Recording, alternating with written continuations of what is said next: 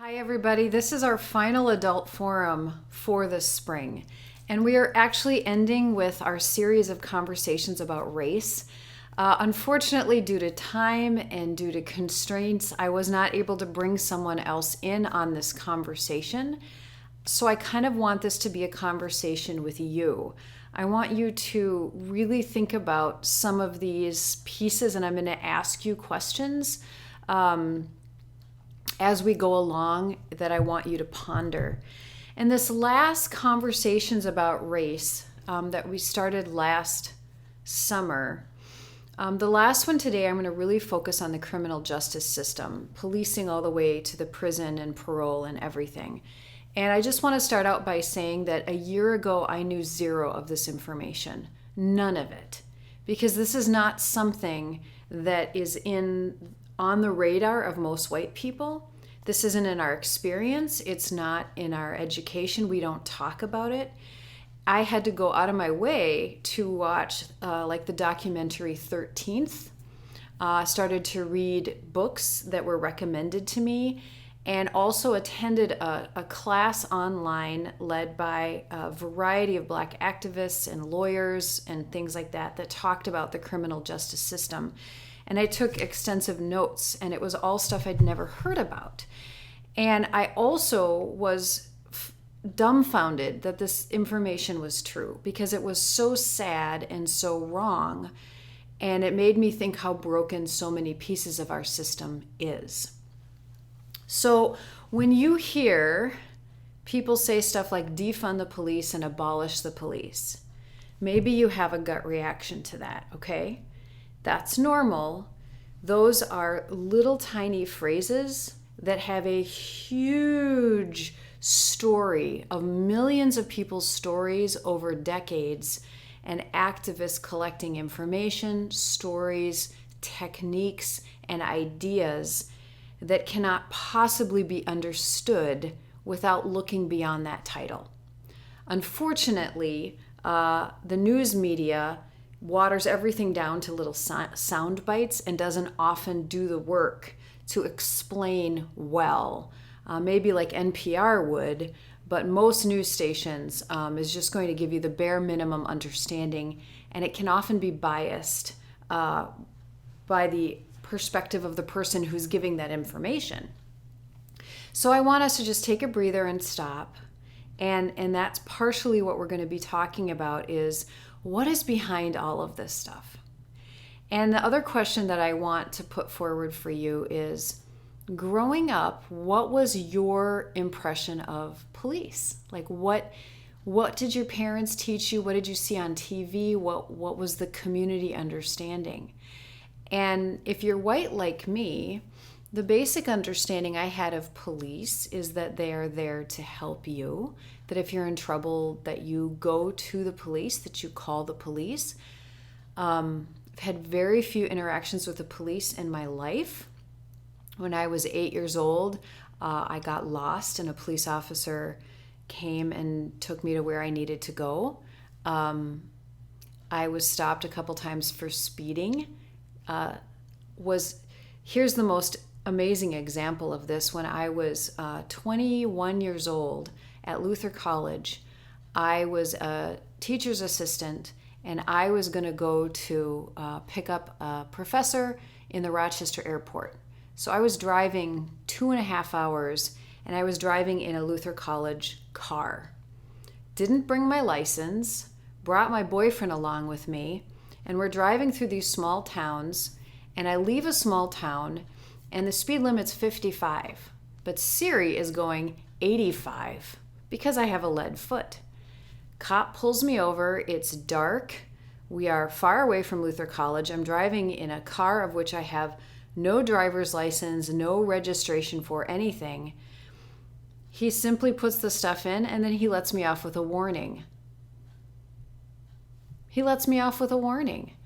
So this is my interaction with the police, is they've been friendly. You know, I've been like, oh, I'm so silly. And they're like, oh, yes, you are. And then off we go.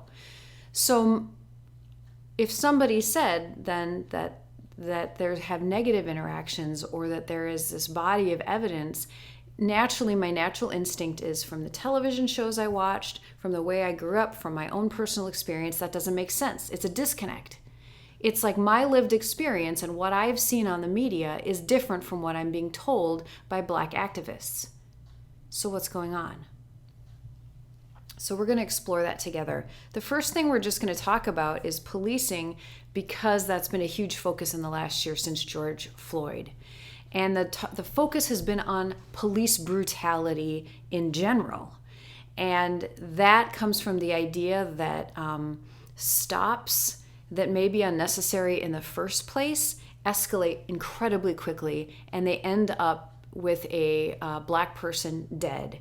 And then what we see in the media, and I want you to notice this, is that when a Black person then is shot by the police, the media and people in general begin to collect evidence for why this person deserved to be shot. And they bring out any evidence of how this person was not a perfect person to justify basically his execution at the hands of police who are not supposed to kill people. And then there's a lot of emphasis on, the fear of the job and that police were afraid. And there's lots of undertones in what we have going on here.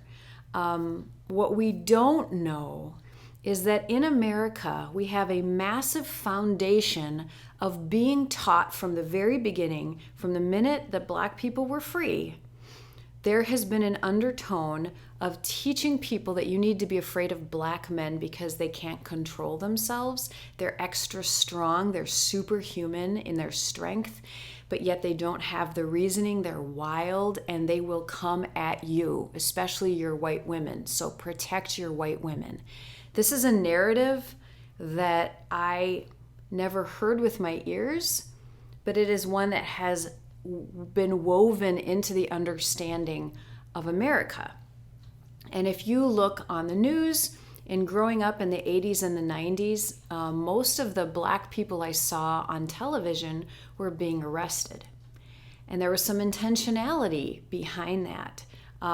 We disproportionately saw Black people arrested, even though more white people are being arrested, greater proportion, greater percentage in the population. We saw the Black people being arrested, and most of what they were being arrested for was nonviolent crime, but it kept going on with this idea that Black people are dangerous. So added to that, this notion that you have Black people are dangerous, the Minneapolis police organization began way early on with two focuses in mind: to break up unions and to police Black neighborhoods. I kid you not. That is the foundation of the Minneapolis police force, is to break up unions and to police Black neighborhoods, because there was this understanding that Black people caused trouble. The reality is that the vast majority of crime that does occur is nonviolent and usually results, I thought this was really interesting, people commit crime because they have a lack of money, a lack of education and mobility. They may have mental health issues or substance abuse issues. If it's a substance abuse issue, which may sometimes be related to mental health, to trauma, to PTSD from situations, isn't that best taken care of by having like therapy and rehabilitation? A lack of money and a lack of education and mobility, so there's a sense of despair and hopelessness and fear that you don't have what you need.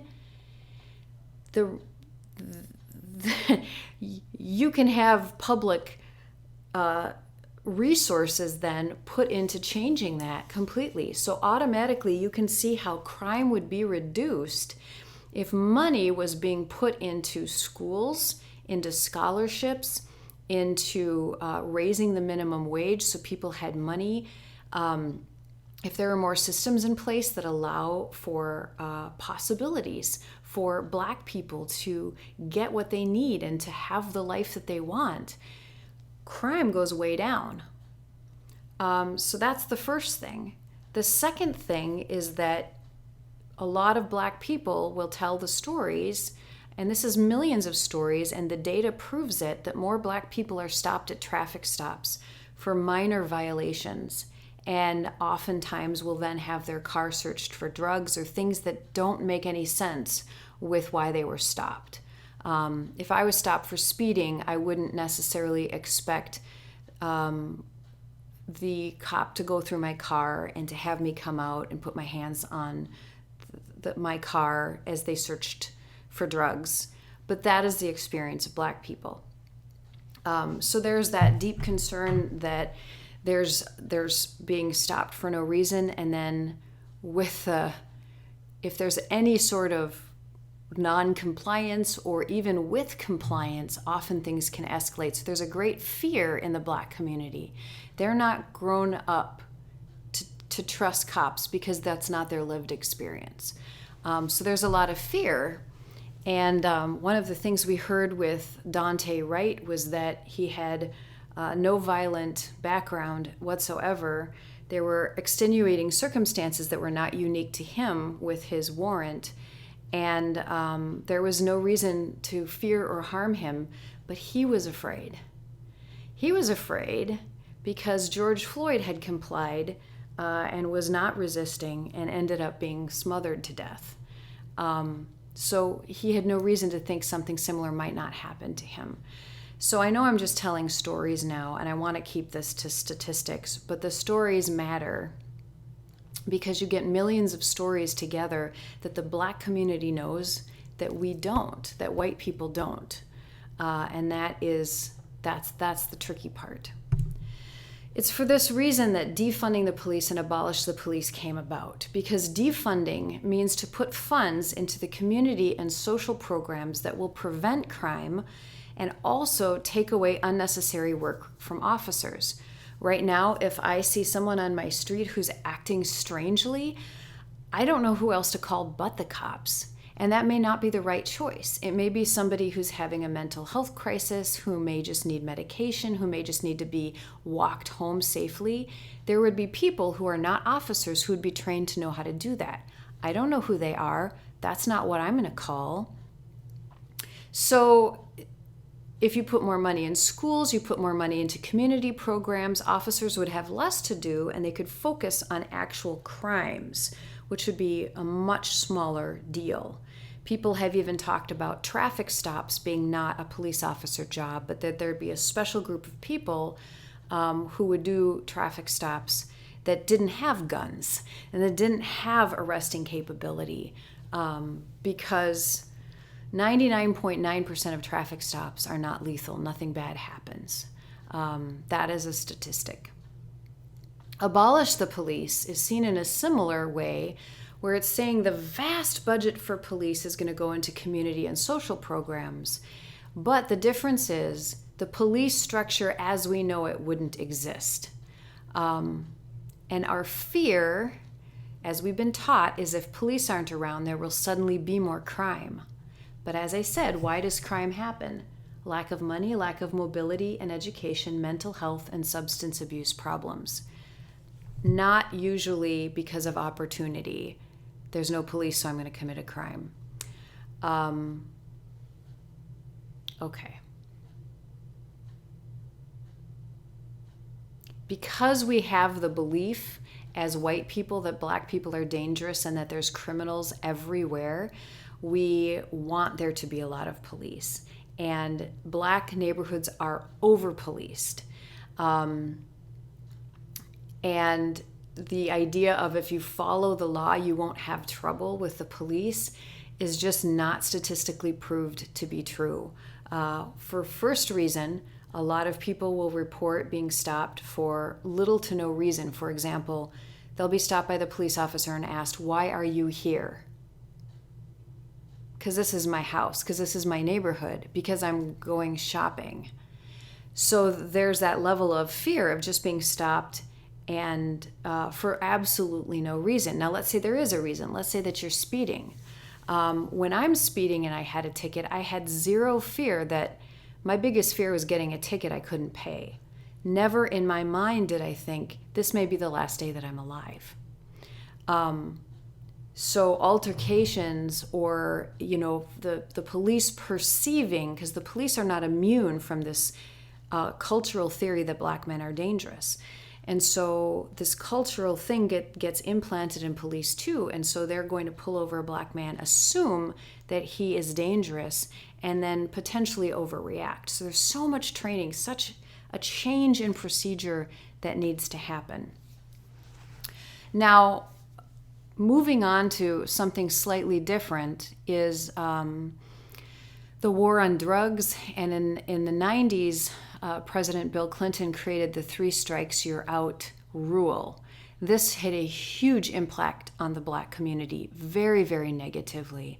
For example, the war on drugs listed that it was crack that was the problem, and they differentiated that from cocaine, even though it's practically the same substance, but white people took cocaine and black people used crack. And so the laws that passed, which we've had Republican politicians say, yes, this was intentionally targeted at black communities.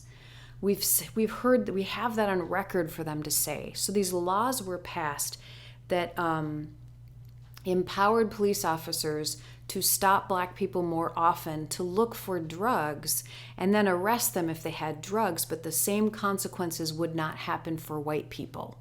Okay? It would not happen. And then all of a sudden black people are entered into the system. And this is also what I did not know. So 13% of the population is black, but arrests are closer to 25% statistically. The largest number of reasons why they're arrested is other and drug abuse violations, not violent. That is a small proportion of the arrests for black people. Once you're arrested, there's bail. And oftentimes bail is something black people can't afford. So just think for 1 second. You are a young black man who maybe goes through a stop sign. You are pulled over by a cop. They search your car. Let's say that they find some marijuana or something like that you don't, whatever. And maybe it is illegal, whatever. That's not the point. You're arrested. So you go to jail and there's bail for $5,000. You cannot pay that. So now you have to stay in jail for multiple days. In the process, your family's disrupted, your education's disrupted, you may lose your job, and you can't get out of jail until a trial is set, and that means you need to have a lawyer. And the courts will come to you and say, look, if you plead guilty on this drug charge, we'll let you go and you'll have a criminal record. What are you going to choose? You're going to choose to stay in jail and wait for your trial to be defended by a public defender that can have up to 250 clients at once? Or are you going to take the knock on your record so that you can go home and continue with your life? A vast majority of black people choose to take the knock on their record, so now they have a record. But they're not a danger, no more than anybody else. Do you see what's happening here? 3 strikes in the 90s, this was the law that passed. You're pulled over 3 strikes. It could be completely benign, nonviolent situations, and now you go to jail. And the sentencing is disproportionately higher for black people than it is for white people. In the 90s, more prisons were built. There were more stops, more traffic stops, more arrests, more sentencing, and more police were hired. So this was all out of this faulty notion that our world is so dangerous and that black people are the danger and drugs are making them dangerous. And this was all built up in a political arena that didn't necessarily have basis in fact. And Bill Clinton has since apologized, saying that that was not necessarily the right move. In the meantime, more and more black people were being incarcerated. They were being arrested more, they were being sentenced more to longer and harsher sentencing. Now when you get out, you have parole. And parole and probation it can often be longer for Black people than for white people. And so the opportunity for you to potentially break your probation with a minor infraction and end up back in jail is much higher. In the midst of all of this, you have private prisons who are making money off of every inmate that they get. And you often have quotas to be filled. This was a really sad statistic here that it said, usually prosecutors and policing go against alternative sentencing like rehab efforts because they have quotas to fill and it looks good on their record. If you're a prosecutor and you've prosecuted 98% of the people, that looks really good on your record. You look like you're a great asset to the community.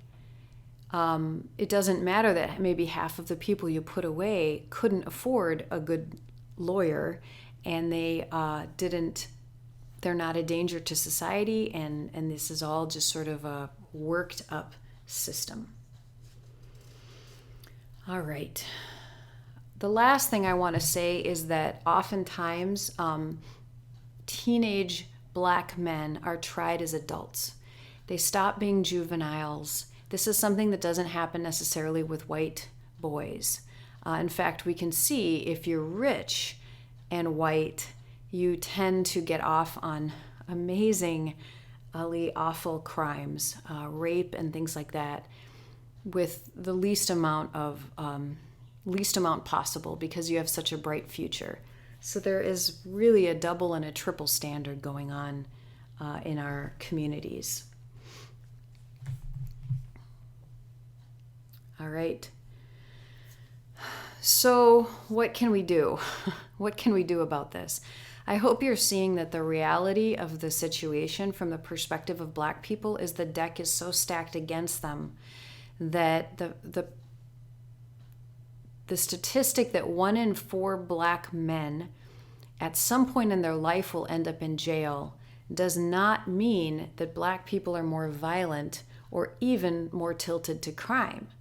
It may mean that their economic situation is putting pressure on them, and some may resort to some crime to try to alleviate that pressure, but some are simply stopped for doing nothing wrong, and yet there is a encouragement to criminalize them, to find something wrong, and then once you're in the system, it's really, really hard to get out and have a normal life after that. So how do we proceed?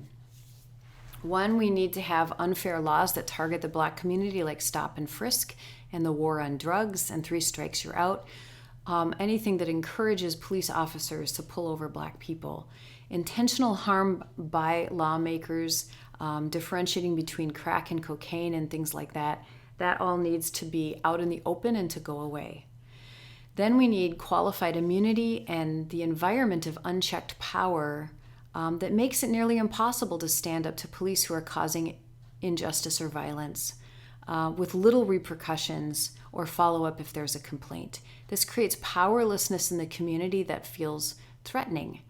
There's even evidence of planting of drugs and guns on victims who were shot as a way to say, well, okay, they were criminals anyway. Doctoring or editing body cam footage. There are even officers who have been fired for standing up to an officer that did something wrong. And instead of the officer that did something wrong being fired, the one who stood up to them and made a complaint against them is the one that is fired. So we have a system that's basically of unchecked power. And that's a huge problem because that creates an atmosphere that's very unhealthy. Think about the Catholic Church. Think about when sex abuse started to be reported to the officials and they did nothing about it, nobody knew about it. The families were told to hush up, they were paid to be quiet, and the priests were not fired, they were not arrested, they were not defrocked, they were just sent to another parish. That is a deeply unhealthy system. Without accountability, you're not going to be able to control some of that unhealthy situation. Over-policing and over-arresting of Black people, as I said, causes a mass disruption in family life. And so one of the things that, as I mentioned before, changing the culture of policing, and as well putting way more resources, community resources into the community, into healthcare, redefining what is policing good for and what can we put that money into in other ways that's going to be more helpful. If we shift bail fees, we shift the criminal justice narrative, we end private prisons and have alternative sentencing. For example, let's say you were arrested for selling drugs and you yourself had a drug problem. Alternative sentencing would have you go to a rehabilitation center, and it would have you go through a program, maybe with a mentor in community service, that would give you an alternative way out. Those are actually incredibly effective, and they cost less than putting someone in jail. Who benefits? Well, in the one case, you've got a whole enterprise criminal justice system that's making money off of putting people in jail. This other way, people benefit. Human beings benefit from getting the resources they need, the help they need, the mentoring they need, the trust that they need in order to flourish and have a good life. By shifting our resource, by shifting the narrative, by seeing the unfairness and even the intentional harm that has been created in the past, when we're able to shift that model, we could prevent millions of unnecessary arrests, murders by the police, simple fear of the police, imprisonment, and ruined lives. That's a lot of information. If you want to know more, there's a great book called The New Jim Crow that talks about that whole policing in prison. I didn't even really get into prison. Never mind. There's the documentary 13th, which I highly recommend, which talks about the 13th Amendment and how prison systems and arrests and everything like that. There's just a lot of good information out there. And I just want to say we're just talking about the criminal justice system, meaning we haven't gotten into voting restrictions, we haven't gotten into housing, redlining, school inequalities, healthcare inequalities, and jobs. So I hope you're starting to understand we have a massive, massive problem in our country when it comes to racism and systematic racism and the demonizing of Black people, the criminalization of Black people, and blaming them for problems we have created, and that we can do a lot more in educating ourselves and advocating for new systems to be changed that are better for everybody. If you have any questions or any thoughts or any things you want to learn more of, we will try to have more of these conversations. I really do want to get more people more educated than I am to talk about some of these things. So please send me an email and we can try to clarify things, try to get educated people on who will give us what we need to know as we continue to learn together in the name of Jesus. All right, bye-bye.